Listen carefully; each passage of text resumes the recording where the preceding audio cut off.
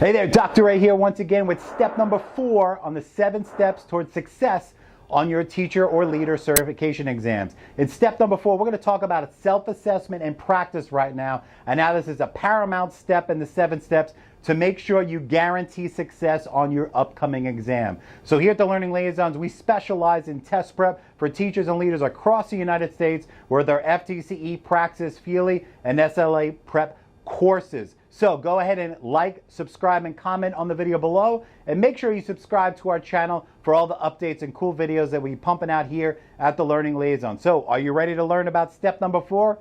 Here we go.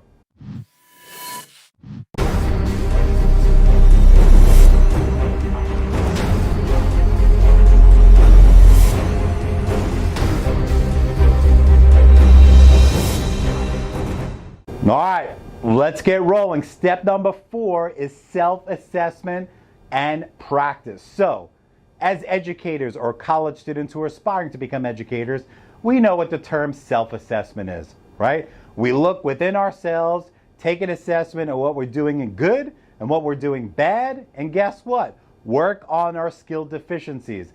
That's what we need to do with our certification exam. So the million-dollar question is, how? Well, unfortunately, the first step for most teachers out there when they know they have to take these exams is they go spend 30 or 40 bucks online on Amazon in a bookstore and buy a study guide. And they start memorizing from page 1 to 500, doing all the practice questions over and over again, finding all these resources and places and study guides online, whatever, and start memorizing stuff. No bueno. That is your first step towards failure on your exam. Yes, a lot of people, some people, I would say maybe 5 to 10% of people out there across the country, they can go buy a book, study it for a couple of weeks, and go pass their exam. Does that mean they're smarter than you? Of course not, it doesn't. It just means they're good test takers. But the rest of the 90%, we need to make sure we study efficiently and prep smart, not hard. So step number 5 is self-assessment and practice. So here's what we need to do. As educators, we look at ourselves in the classroom, see what we need to work on, and focus on those skills. That's no different from taking these dang tests, so you need to do the same thing. So how?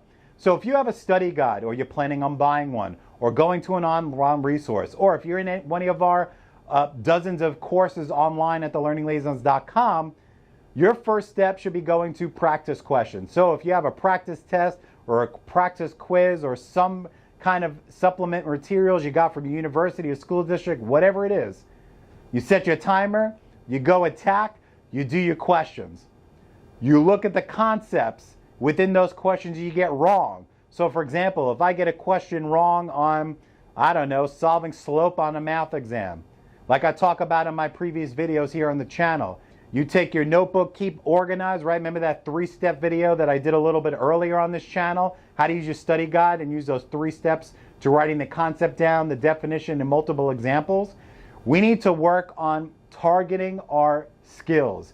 Going out there trying to memorize and learn all the content. I don't care what exam you're taking across this country, it all works the same way. The moment you go down the track of memorizing everything and taking notes on everything, no.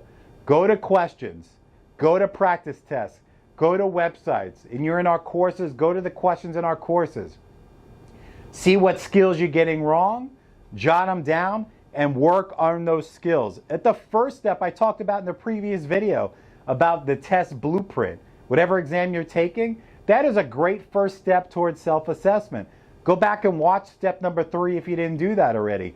Take those content lists for all the competencies and skills on your exam, write them in a book, make a cool little chart, self-assess. When you get questions right, cross it off. When you get them wrong, you got to dive deeper into those skills. Practice those skills, hence self-assess and practice. Memorizing and doing the same question over and over again, that might be considered practice by definition, but you're not self-assessing. You're not working on that skill. Meaning, if you get a question wrong, I don't know, on subject-verb agreement, on your grammar section of your exam or your ELS section, you don't do the same question over and over again, because obviously you're going to get it right and you're going to program yourself to memorize that stuff, but you're never going to see that exact question on the exam. Self-assess and practice. See what skills you are deficient at. Target those skills in multiple different ways. I'd always go back to the whole philosophy as an educator. And I'm sure you guys remember growing up and the teacher asked you, what's the answer to this question? And you gave him the answer. And the teacher followed up with the, why did you choose that? And most students will go, well, because it looks right. No, you have to know the why. Why is something right? If you can't explain it to someone else, why you chose it and the backing behind it, you're not saying in all of our videos. Passing your certification exam, whether it's for teaching or leadership, you got to know why answers are correct, because the moment you know that, doesn't matter what the question looks like. Meaning, if you're able to get a question right on something on your practice test or in a study guide, and you don't know the why, you just got lucky on that. You're like, oh, I got it right, who cares? And you move on. When you get to the actual real deal exam, that question's going to be worded a lot more difficult. If it's a math problem, for example, the numbers will be a lot bigger, they'll be different, and people get weirded out, freak out, and they automatically get questions wrong. It's all the same skills, they're just portrayed in a different way. So, self-assessment and practice. Questions you're getting wrong, don't do the same thing again. Write notes down, go look at it in different ways. Be able to explain it to a friend or a colleague in multiple ways in order to have a true understanding and conceptual knowledge. You don't want to follow down the path of procedural knowledge, meaning just getting certain questions right and remembering and memorizing certain things and working towards it. It's kind of like riding a bike, right? Procedural knowledge, you're learning the steps, you understand the procedures, you do it without thinking. You don't want to go down the track on this test doing things without thinking.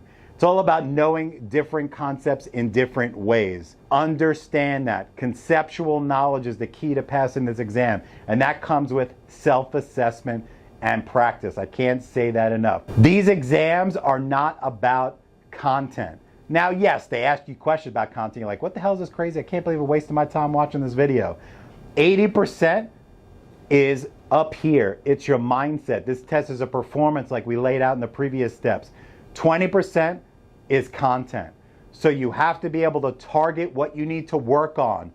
Use your mind, get in the right mindset, self-assess and practice. I cannot say that enough. There are many resources out there that you can use to self-assess and practice, whether it's our practice tests or our video boot camps or strategy courses, or if you go straight to the horse's mouth, meaning go to ETS, go to Pearson, use their practice questions, the free ones on the website. Great resources. I don't care what exam you're taking for a teacher exams, the content versions. Go to sites like IXL.com. You could set up a free account with your school email. Target those baseline skill deficiencies. Work on grammar, work on writing, work on your math. If you're working on tests like the professional ed for the state of Florida, or different versions of that where it tests the teaching strategies, things like that, use your practice tests and your study guides. Go to online resources, find questions from your school district, from the website, things to target your skills. Bottom line, step number 4 is self-assessment and practice. You cannot just go do a wide array of stuff and do it over and over and over again with the hopes of memorization and getting that procedural knowledge. You don't want that, you want conceptual knowledge. Understand the why, and that will only come with self-assessment and practice. Target your approach and you'll be golden on test day. So once again, my name is Dr. A. I'm the CEO and founder of the Learning Liaisons. We specialize in test prep for aspiring teachers and school leaders across the country with our FTCE and Praxis courses on our website at the Learning Liaisons. So check the links below in the description of this video. If you have any questions, whether you're in our courses or not, or you have no intentions of buying any, I'm here for you. We do these videos. Our team here at the Learning Liaisons is to help you because you deserve the knowledge, skill, and attitude needed to rock and pass your teacher and leader certification exams, because we need you in the classroom and you need to get away from the nonsense and the anxiety that's associated with these exams and get to what's important, which is teaching our kids. But like I said earlier, this test is a performance, it's a speed bump, and we're here to get you over it. So, with that being said, always remember, it's when you pass your certification, not if. Dr. A here signing off. Have a great rest of your day, an amazing week, and a rock star weekend, and we will catch you in the next step, which is step number 5. Stay tuned.